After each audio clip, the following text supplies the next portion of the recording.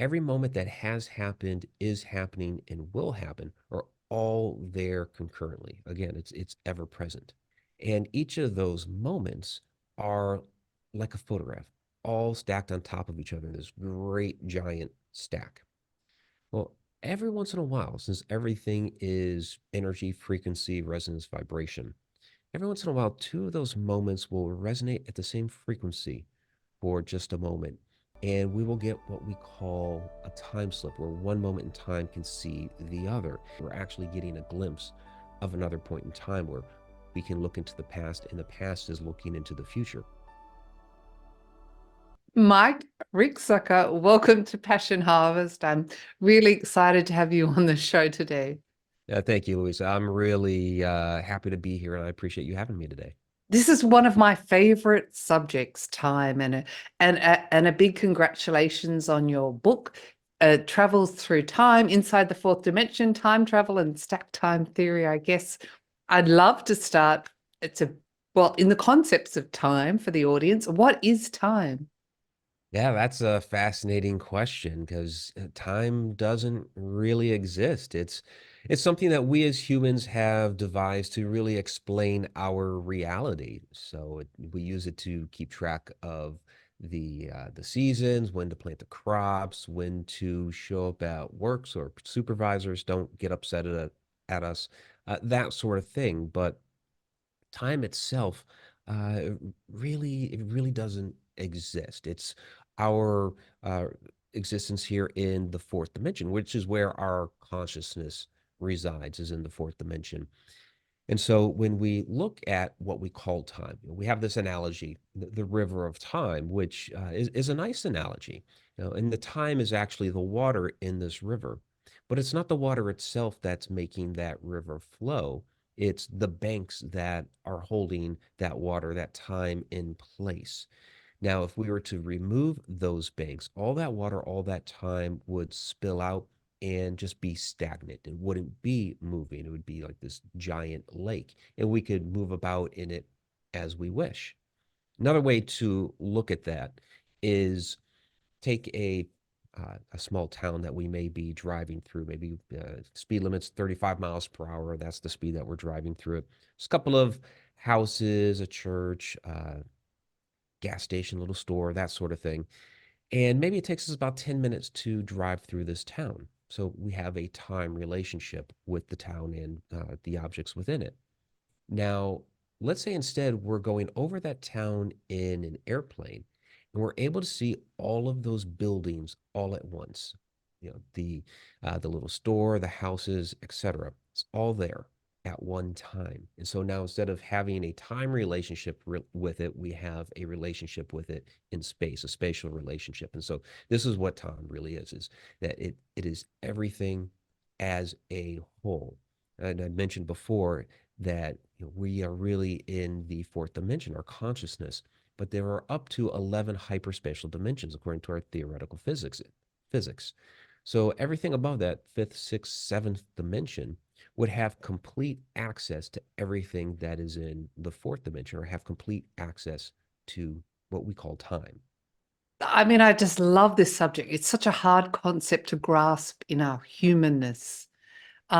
So from birth to death, whatever time frame that may be, there is only now, there is no time.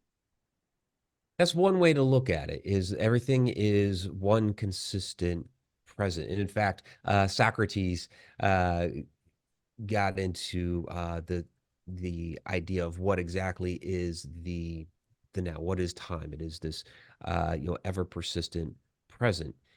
We are not in the past. We are not in the future. We are right here, right now. So the Greek philosophers battled this and debated this. Aristotle, etc. When you get into their different concepts of what time is, you can see the kind of gears grinding as they're trying to really figure it out. So I have a theory that I've called stacked time theory. And in a lot of ways, it's very much related to Einstein's idea of the block universe, which I came to my concepts independently. And then when I did my own research, I'm like, oh, Einstein has some similar ideas. So in this, you take where you're sitting right now. Every moment that has happened, is happening, and will happen are all there concurrently. Again, it's ever present.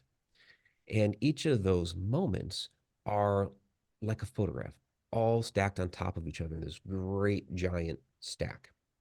Well, every once in a while, since everything is energy, frequency, resonance, vibration, every once in a while, two of those moments will resonate at the same frequency for just a moment. And we will get what we call a time slip, where one moment in time can see the other. And sometimes we relate it to something like a ghost or a haunting or something like that, but we're actually getting a glimpse of another point in time where we can look into the past and the past is looking into the future, or vice versa. Fascinating, fascinating. I mean, I think Einstein talked about it's almost like we're looking, we can look at our life at a point in space and time, it's already there. I guess my question is the past has already occurred from what we remember of it or our memories. Has the future already occurred? It has. So it's all there.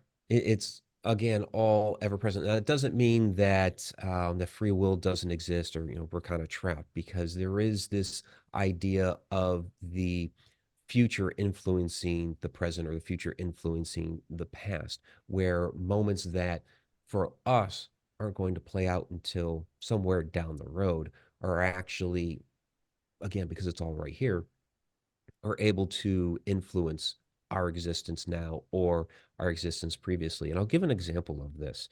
So, my fiance Jennifer and I, we we've known each other since we were in the first grade at about 6 years old. We didn't start dating back then and have been together ever since. So we just kind of came back together here over the past year and a half. But we had this incident in first grade when we were in the library. We really hadn't had much interaction up to that point, and all of a sudden one day, as I'm just looking through a stack of books and trying to find a good book to read, she just suddenly plants a kiss smack right on my cheek. Like, whoa, what was that? I'm blushing and I'm all embarrassed and everything. And that was just like a random moment out of nowhere. We had you know, fourth grade together. We were in seventh grade together. We actually kind of quote unquote dated for a little bit in seventh grade for a total of about a month. I was, we're 12 years old, and I was too afraid to hold her hand, so she broke up with me. And then the following school year, eighth grade, I moved away, and we didn't have any contact with each other for about 20 years. And finally, internet, Facebook, all that sort of stuff, we were able to reconnect, and we were friends, just kind of reconnecting with each other. I was married at the time; she had somebody in her life, and so any time that our paths would cross, we'd get together and maybe have a dinner or something like that, and just kind of catch up. Well, about a year and a half ago, she came out on my tour that I had in Ireland, and the timing was just right. We were both single at the time. We hit it off really well, and we got together. So we were together, and we decided to go visit our old hometown. And her parents still lived there, so it wasn't too far out of the way. And we, were checking out our old haunts and places that we had gone as kids. And we went back to that elementary school, which is now a performing arts center for the college. And so we're walking the grounds, peeking in windows, that sort of thing, and just really having a great time. So we end up over there at the windows of the library, and we're peeking in to the place where where she had kissed me on the cheek. And over the years, I had asked her, what in the world was that kiss on the cheek? And she kind of shrugged her shoulders and said, I don't know. You just had this like chubby little cheek sitting out there, and something told me to kiss it. So as we're over there by the windows, now adults, in our late 40s, peering in, uh, we pointing at the spot. There it is. There, and it's a room they've set up now for music, but we can see the spot from there. And all of a sudden, Jennifer starts calling through the window, "Kiss him, kiss him." And we thought it was funny. We're laughing and that sort of thing. But it got us thinking later on. Now, wait a minute here. Something in the past when we were 6 years old had told her to kiss my cheek, and she didn't know what it was, but it was, like somebody had told her to. So was it her, 48-year-old self calling out to her 6-year-old self, that intention, traversing time? And so therefore the future, 48 years old, influencing her at 6 to kiss. So then you makes you wonder, okay, which came first? Because we would call that a paradox if the one actually influenced the other. But if all time is here and concurrent, that's the way that we can interact with other moments in time and still have free will. Absolutely love that story. Thank you for sharing that, Mike. Thank you. So if we can, I mean, if we can remember our past, what we call as our Mhm. past memories, can we remember the future? Oh, that's a great question. I believe that, yeah, we can tap into that. We can get glimpses of it. I believe that happens a lot of times when we sleep and we have these, premonitions or a premonitory dream where we're getting some glimpses of the future, and then it might be the next day or a week later or what have you, and all of a sudden the whole thing plays out in front of us. We're like, oh my gosh, I just had a dream about this. So in that sense, that is really remembering or getting a glimpse of the future. So your advice, I mean, just tools and tips of the audience to tap into their future is through dreams or the sleep state. Well, that's one way. You could also do it through meditation. A lot of times when you meditate, you'll get different visions, and I believe that's another way to do it. And in fact, I believe real time travel will have more to do with the consciousness and meditation than, you know, getting into some sort of time machine, or like in Back to the Future, getting into a DeLorean and, I love that taking show. off. I know. No, I grew up on that. I absolutely loved it. It Me was too. fun, but I don't think it's going to be that as fun as it would be. So we feel that we're bound by the constraints of time in our humanness. What would it look like for someone who's not bound by time constraints? Yeah, so this would be somebody, because there are other life forms, beings, entities within those other dimensions beyond ours.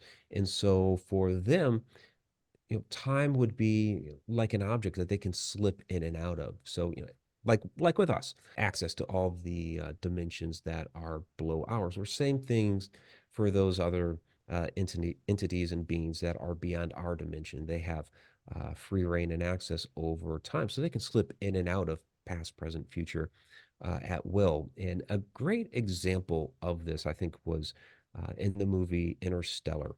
It was a Christopher Nolan film about, I think it's almost 10 years old now. And within that, toward the end of the movie, the main character, Cooper, played by Matthew McConaughey, ends up in what they call a tesseract, which is really a three-dimensional representation of time. So he's given access to every single moment of his daughter's bedroom. He's trying to find the correct moment to be able to send a message to her. And they do it in a really interesting way. It's very abstract. All of these moments are connected together in these fibers or strings, kind of harkening back to the idea of string theory.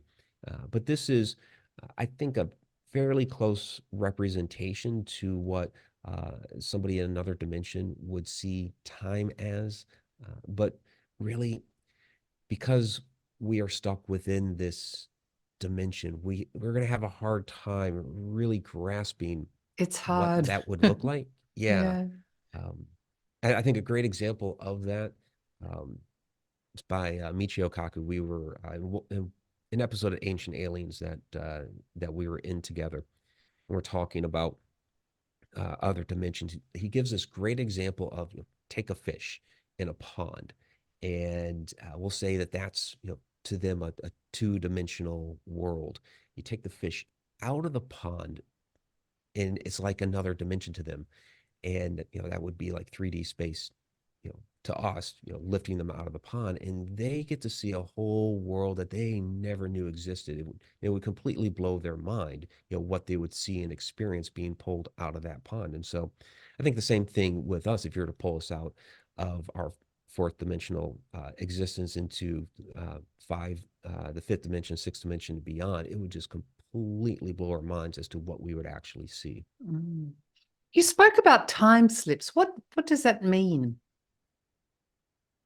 So time slips, yeah, this is the idea that uh, two moments are resonating at the same frequency for just a moment, and the one bleeds into the other, and you really get a vision of something playing out from another point in time. And so, a good example of this uh, that I like to use is a lot of people are familiar with what we call, at least here in the States, of what we call the Conjuring house. And this is the house that the first Conjuring movie was based off of, the parent haunting. And really, that haunting lasted for 10 years, very, very different than what they portrayed in the movie. In fact, you could probably say about 1 or 2% of the movie was actually true, and everything else was Hollywood. But there is an actual house that is in existence still to this day, several hundred years old. And again, that haunting lasted for 10 years. The big incident wasn't an exorcism, it was a seance that had gone bad. And a couple of weeks following that, the eldest daughter, Andrea, was a very good friend of mine, was up late at night. She was in the parlor doing homework. And her mother, Carolyn, had woken up and came out into the parlor and asked Andrea if she could, heat up some of the leftovers, which I guess was beef stew, and put on a short pot of coffee. Uh, Carolyn was really the victim of that seance that had gone bad, and she'd been kind of under the weather for a while. Just didn't have a lot of energy, so she'd been sleeping a lot. And so Andrea said, very helpful. Yeah, so go ahead and do that. Take care of that. And Carolyn sits down in the parlor. And as she's sitting there, she's looking out into the dining room area. And all of a sudden, morphing into existence is this family, like out of the 1700s. There's a woman cooking over a hearth, fire raging in the fireplace. Now, this is a fireplace that at that point in time had been boarded up for the last 100 years. But all of a sudden, here's this woman cooking over the fireplace.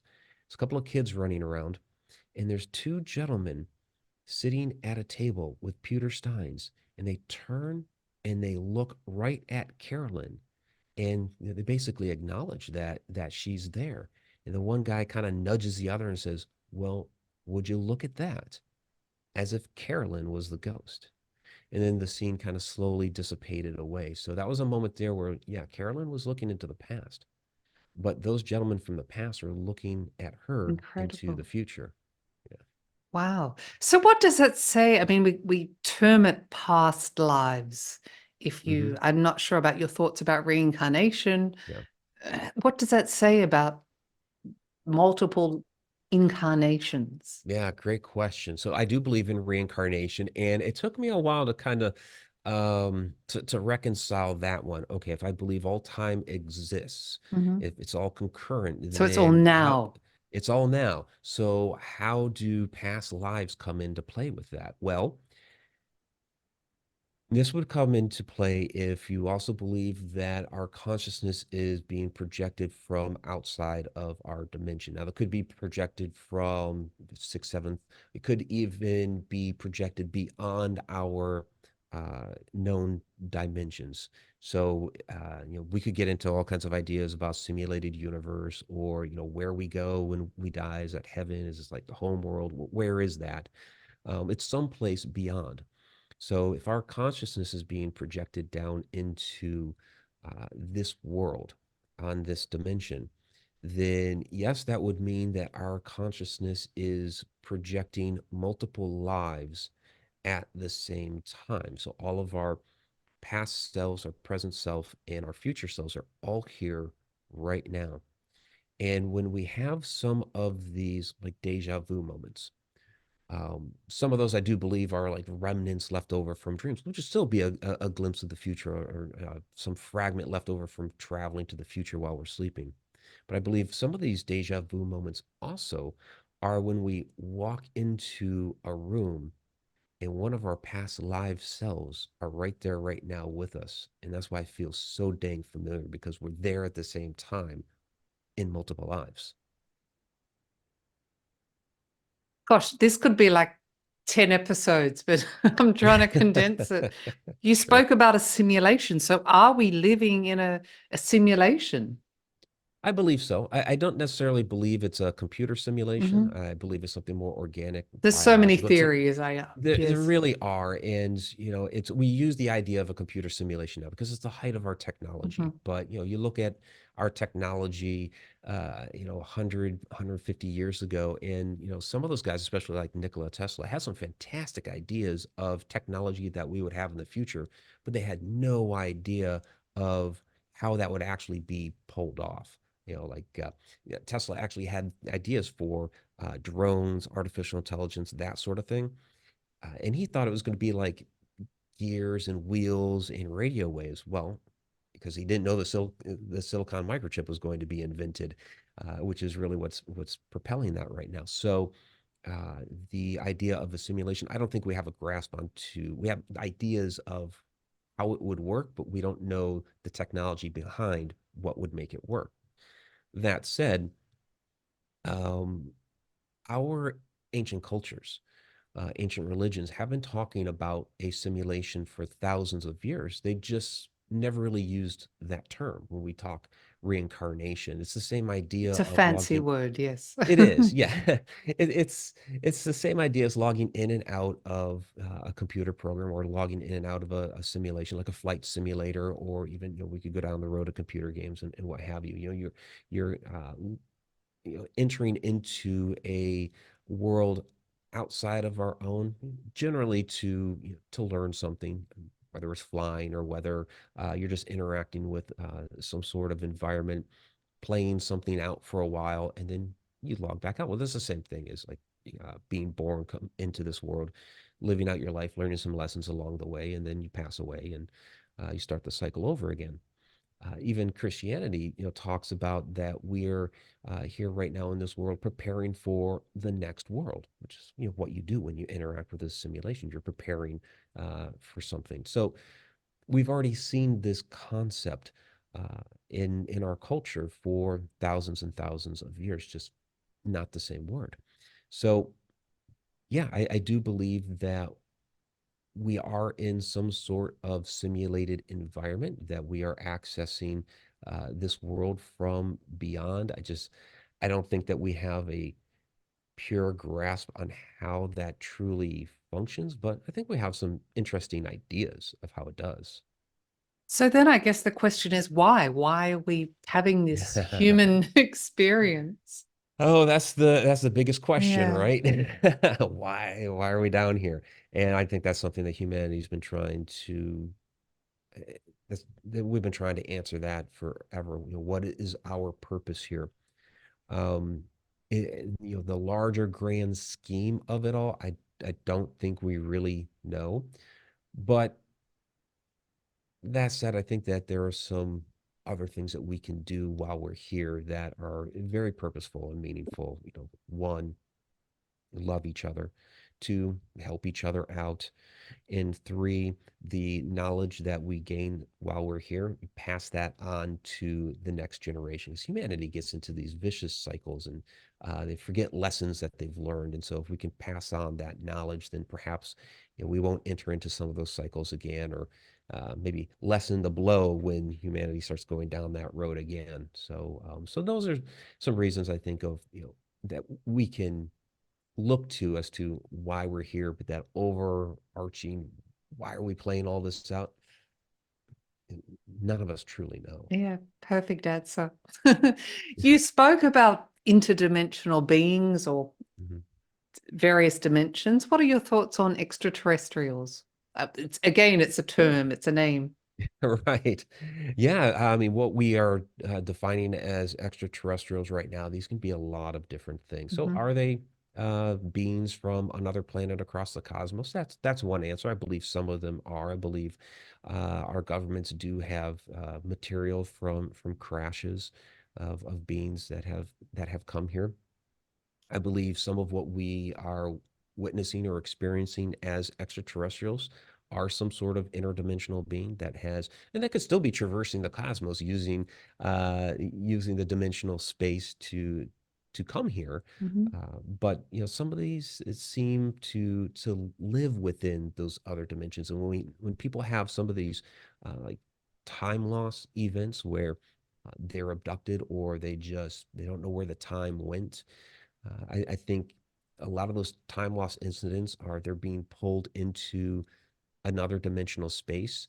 So maybe this is a being that is from the fifth, sixth, or seventh dimension and pulls them into there, which time is going to work very differently in dimensions that are outside of time. Mm. So I think that's why some of this time loss is happening. And we even see like um, in our history, some of these legends and lore from the past that, like fairy lore and things like this are very, very similar to what we're calling, aliens and extraterrestrial encounters now. It's just we've attributed to a different type of being. So is it maybe the same phenomenon?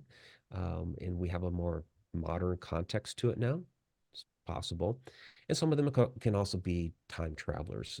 They could be human time travelers, some sort of UFO or UAP, or, they could be, another life form that has evolved millions or billions of years from now that has also developed that type of technology and has come back in time. Gosh, I love this subject. I was going to ask you another question, but you mentioned time travelers. What's that Yeah. about? Yeah, the ability to move in and out of time. I've already said that I think it's going to be more consciousness related than a machine. It doesn't completely rule out the idea of machines. I think right now, humans could use their consciousness to move to another point in time. So yeah, the idea of being able to I've talked energy, frequency, vibration, Mhm. and time slips being two of those moments resonate the same frequency for a moment. Well, imagine if you could control that. If you could control that frequency and hold on to that so that you could experience a more prolonged moment or even spend a couple days uh, in that location. And I don't know if you've ever seen the movie Somewhere in Time with Christopher Reeve and Jane Seymour I haven't, but I from should watch it. you should. Yeah, it's fantastic. And the premise is basically he falls in love with this image of a woman, discovers that it was this old lady that had given him a pocket watch when she was much younger. She was, the very beautiful Jane Seymour. And so he wants to go visit her back in 1912. And he essentially um, tricks himself into believing it's 1912. So he's at the hotel where she's supposed to, be at back in that year. Moves out all the modern amenities. He gets dressed up as somebody from that era. He gets old money, old coins from that era, and so he basically tricks himself or wills his consciousness really to that other moment in time. And so I believe that's more of what it's going to be. Again, it's a fictional story, but Richard Matheson, the writer, his research for that book, and he actually, in the written novel for this, he had actually referenced when he has his character Richard go to the library, he actually references his material that he had researched. So, like the book Man in Time by J.B. Priestley and several others that are the basis of his research on the nature of time. So, this isn't just something that's just a real fanciful notion of his. He had actually studied the concepts and the nature of time and incorporated that into his book. So, again, I think it's going to have more to do with consciousness and being able to control that frequency and resonance and vibration to be able to experience more of these prolonged uh, time travel type moments. Thanks, Mike. I'm digressing here. What are you? I just wanted to ask you, what are your thoughts on parallel lives? People talk about, for example, there's Mhm. multiple versions or infinite versions of Luisa living now based on the choices and decisions I make. Yeah. Um, I have a bit of a hard time with every decision making, spawning off or branching out to another parallel life. We would have infinite ones Mhm. branching out every single day. Like right now, me deciding to take a sip of coffee. Yeah. Or having this interview. Yeah. Um, that apparently would spawn off a whole other Yeah. universe. I have a hard time with that. So some people in that argument have said, well, it's some of the major decisions, like getting married or Divorce. Yes. Not divorce. not not putting butter on your toast. Right, exactly. But then it's like, okay, well, if that's true, then you know, who sets the rules for what's a significant decision and what's not? And sometimes Mm. what might be an insignificant decision for one person turns out to be very significant for another. Like, let's just say, um, I'm crossing the street. Pretty insignificant decision for me. But let's say there was a person that was about to turn as I'm crossing the street, and they have to stop for me, which changes the time that they're going to enter into an intersection down the road somewhere. And because of that little bit of difference in time, they end up in an accident down that road. That ends up being very, very significant for that person, Mm. even though the decision for me was insignificant. So, how do those rules really work? That's that's why I have a hard time with that one right now. But that doesn't mean to say that there aren't other universes out there. Theoretical physics actually say that there are other physical universes out there that have different physics applied to them, different chemical makeup, and that we are one of many that are out there. So they are going to have different galaxies, different planets, that sort of thing. Totally different physical universe. But there's also the research that has come out here recently from the Anita project and the Ice Cube project down in Antarctica, and they're down there doing neutrino research, and they just released a really fascinating uh, image of our solar system based on the neutrinos that they are detecting down there. And basically, those are particles that are coming in from space that are supposed to have, uh, basically data about our solar system and galaxy and beyond. And so that's kind of the crux of their research down there. However, while they were doing that research, they suddenly started detecting neutrinos that were running in reverse, coming out of the Earth without a source, which was absolutely bizarre to them. So, of course, they started studying that too. And the paper that they released almost 2 years ago, and these are the scientists saying this, that the behavior of these neutrinos, coming up out of the Earth without a source, were indicative of a parallel universe running in reverse time. Oh my gosh, what does that mean in Yeah, simple exactly. terms? Yeah, what does that look like? And just kind of thinking about that, well, okay, parallel universe running in reverse time. So if we have one universe running forward and one universe running backward, which one are we? Because we would presume we're the one running forward, but that might not be the case. We might actually be running backward and don't realize it. So this is actually indicative to me of duality. When we talk about the Hermetic tradition, as above, so below. You look at the symbolism of the yin and the yang, that sort of thing. It's just that sent me down a whole rabbit hole of, okay, how does our ancient symbolism relate to this sort of thing, parallel universes running in reverse time. So I started looking at one of the other symbols I started looking at was the Ouroboros, snake eating its own tail, the symbol of constant recycle and renewal. If you look closely at that, especially the particular illustration, the 1400s by Theodorus Pelecanos, you see two colors in that tract, red and green.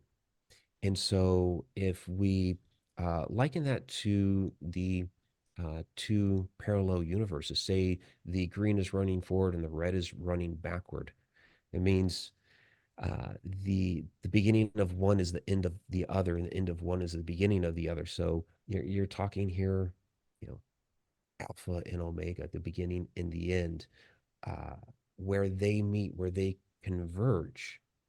That beginning point, or again, the end for the other, I believe, is shown to us in that symbol of the Ouroboros, where the mouth of the snake is actually eating the tail. and that's actually the Big Bang. So for one universe, it's going to be the apocalypse, right? But for the other one, it's going to be the beginning of the universe, what we've been calling the Big Bang. So when one ends, the other begins.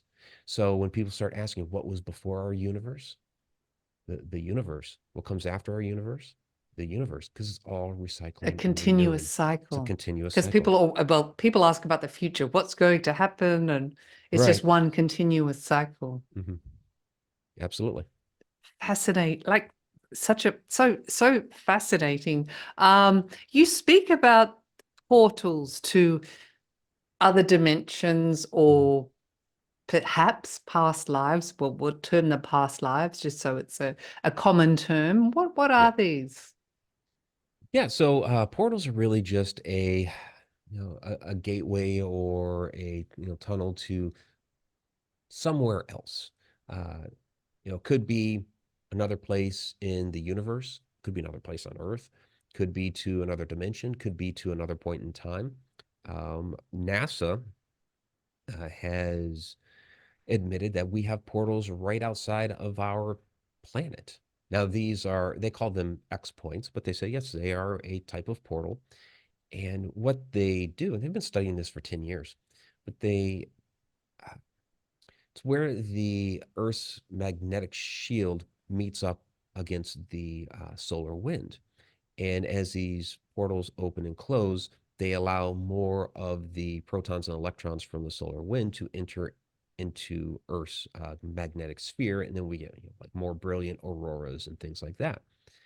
Now, in their studies over this, because they sent up satellites, there's like almost no rhyme or reason to how often they open, how big they open. It's really kind of all over the place. So there's no pattern, and as humans, we like patterns so that we can try to make sense of what's going on. So it's something that we haven't been able to really control. But those are a type of portal. In other senses of where we see portals, a lot of the research that I've done in ancient Egypt, there are several locations that are actually designated by the ancient Egyptians as stargate areas. So this would be the idea of utilizing some sort of portal or wormhole to, again, maybe go to somewhere else in the cosmos, go to somewhere else here on Earth. Is that why some of these pyramidal structures between South America and Egypt are so similar? Maybe. But then you also have to uh, take into consideration, okay, we're also talking about, entering into altered states of consciousness. Are we talking into, time travel and these sorts of things? That's on the table too. And I know you have a retreat coming up in Egypt next year. Yeah. Yeah. April 16th to 28th. So if anybody would like to join us, Stargates of Ancient Egypt 2 is the name of the tour. And I will leave a link below in the show Thank you. notes. Where's the best place for people to contact you? Best place for that, just go to my website, mikericksecker.com, and I have the links in the events and tours section that can take people right to that registration page. So now what do physicists say about the possibility of time travel? So, our theoretical physicists, when it comes to time travel, it's interesting because they've been kind of all over the place with this for many years. Um, so, right now, what they say about time travel is that, well, we could sure build a machine, but then we'd have to harness the entire power of the sun into this machine, which of course would annihilate our planet. So we can't do that. Or we could use a black hole because a black hole bends space and time. If we were to slingshot around the black hole and wind up back at Earth, then the person that had made that travel would end up back at Earth at a very bizarre point in time. Couple problems with that. You get too close to a black hole and you pass across the event horizon, you're gone. But even if you don't, the gravity is so strong there that it would stretch you into they call it spaghettification. So it would essentially stretch out the craft that you're in and your body like a long string of spaghetti, which would pretty much kill you. So these ideas aren't really feasible. um, physicists back in the 80s had this debate as well. And there was a Russian physicist, Novikov. He came up with this self-consistency principle for time travel, which basically said that, theoretically time travel is possible, but you couldn't ever change anything because if you were to change something, you know, using math, the math wouldn't eventually equate out to zero. You can't have a remainder hanging out there, which changing something in the past would do. So he said, yeah, it's not really going to happen. So then you had a couple of other physicists, um, Kip Thorne and Joel Polchinski, debating this back and forth. And there's a paradox out there called Polchinski's paradox, where he said, well, if we use an Einstein-Rosen bridge, which is really the basis for a wormhole, the idea that you could bend space and time and connect two very, very distant points using that wormhole or bridge. If you shoot a billiard ball through a Einstein-Rosen bridge and you had the other end of that wormhole come out and hit that billiard ball just before it entered into the wormhole to begin with, uh, then you would have a moment here in which he's basically creating a paradox. I call it the Polchinski paradox, but basically saying that you would be changing the past, with something from the future in that case, which is really very, very similar to what we call the grandfather paradox, and we see play out in Back to the Future and in a lot of other movies, which always made me laugh because physicists uh, kind of dismiss the idea of some things like the grandfather paradox and when they play out in pop culture, but yet this one was acceptable because instead of talking about dead grandfathers and in sci-fi movies, this was we're physicists and we're talking about wormholes and billiard balls. It's really the same type of concept. So I guess to answer your question, which I kind of did in a long-winded fashion, a lot of physicists do believe that time travel is possible, but I don't think they've been able to wrap their heads around how exactly it would work. Because I think in a lot of cases they Yeah. get way too wrapped up in all the math behind it, and I think it's more of a philosophical question. I agree. It just reminded me when you were talking about time travel. Have you seen Doctor Who? I used to watch that. The Yeah, not a lot. TARDIS. That's I hardest. used Yeah, to love that show. yeah, yeah. My Um, my kids watch a lot of Doctor Who. I'm it's so busy old. and It's very old now, yeah. right? I've got two Well, more. No? They've- yes, it's been around for a long, long time. So there's a lot of old Doctor Who, but there's a more modern version of it too. Oh, I haven't seen the Yeah. modern one. Two more questions. Mhm. Um, do you, well, I guess after speaking about the complexities of time travel, d- is probably the best way if I'm explaining to the audience or the possibilities through our consciousness, not necessarily going in a space machine, but Mhm. through our consciousness to time travel. What are your thoughts on that? Yeah, I think that's really the more practical way to do it. To be able to rather than step into a machine, will our consciousness to another point in time, whether that's the past or into the future, because I believe that our consciousness already does that. I mean, I've talked about time slips Yes. here and there, and I've also talked a bit about our dreams and when we're sleeping. That basically our consciousness is visiting these other moments in time, and so yeah, I think that is more of what it's going to be rather than a machine. Now, will we eventually be able to make a machine to do it? Maybe, and maybe that's what some of these UFOs may actually be. Some of these may actually be time travelers, but I think for the time being, our best way to be able to time travel would be with the consciousness. And I think that's the way Mm. you're And through really supposed to do intention, it. really. I mean, you spoke Yeah. about dreams or Mhm. perhaps quiet time or meditation, but Yeah. really through conscious intention, perhaps. Correct. One more question. What makes you so passionate about this concept of time and time travel? It's something that I've always really enjoyed the concept. Oh, I enjoy trying to figure out the inner workings of the universe. Those Mm. when I first started writing, I've been writing since I was like in second grade. I wrote little mystery stories, and even my first book that I ever published as an adult was actually a mystery novel.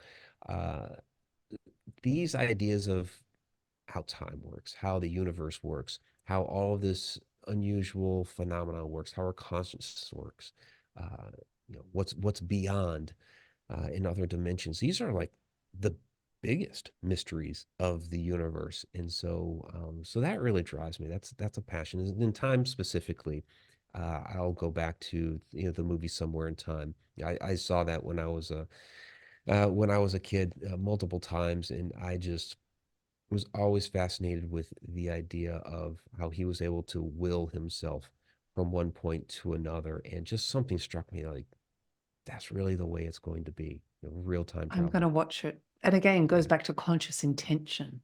Like absolutely. anything in this humanness that we're Mhm. living. Um, Mike Ricksecker, I've loved having you on the show. Is there anything Mhm. else you'd like to share with the Passion Harvest audience that I haven't asked you?